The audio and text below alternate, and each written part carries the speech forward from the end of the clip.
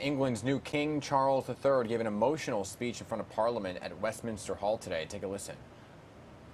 As I stand before you today, I cannot help but feel the weight of history which surrounds us and which reminds us of the vital parliamentary traditions to which members of both houses dedicate yourselves with such personal commitment for the betterment of us all. Charles also vowed to faithfully follow his mother's example.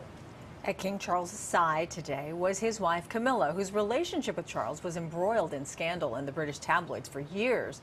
So this morning we've got DailyMail.com royal watcher Charlie Lankston, who is here to take a look at Camilla's place in the monarchy. Charlie, good morning. Thanks for being with us. Thank you for having me. So Camilla is now being called the Queen Consort. What does that mean exactly? I know that wasn't originally what her title was going to be. I mean, effectively, the title simply means the wife of the reigning king. But when it comes to the wider role, it really just means that Camilla will be there to provide support for Charles on every level. Emotional support, but also support in terms of going to events with him, attending different celebrations, different official appearances, all of that kind of thing. And Charles actually called it out in his first address to the nation as the monarch. He really did call attention to just how much support he's already received from Camilla and how much he expects to lean on her moving forward. You know, and when anyone hears Camilla, of course, they think about Princess Diana, right, and all of the things that happened along the way. So give us a little background here. Let's just kind of go back in history. How did Charles and Camilla first meet? Charles and Camilla actually met before he really began courting Diana, if you will. They had a relationship. They got on incredibly well. They were always known to have a shared sense of humor, to have kind of secret jokes between the two of them.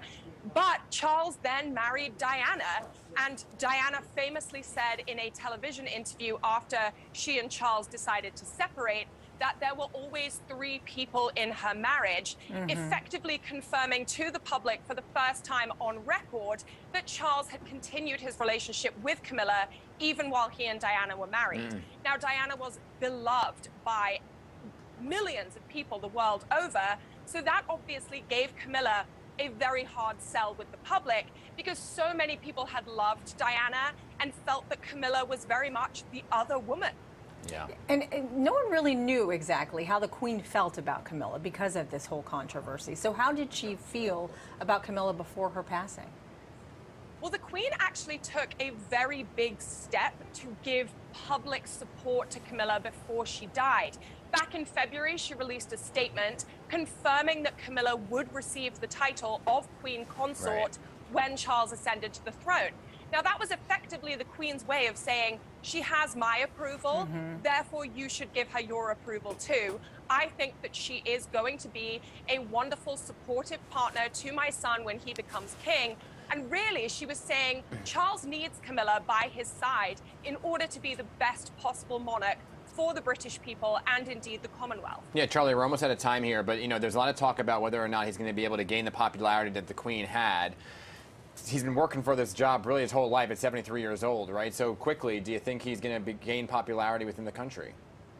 So far, I think he's done an absolutely brilliant job, more so than I think many people thought he would. But the Queen had 70 years on the throne, and Charles just isn't going to have that same amount of time. Yeah. Well, Charlie Lankston, thanks again for being with us. We always appreciate your insight. Thank you for having me. All right.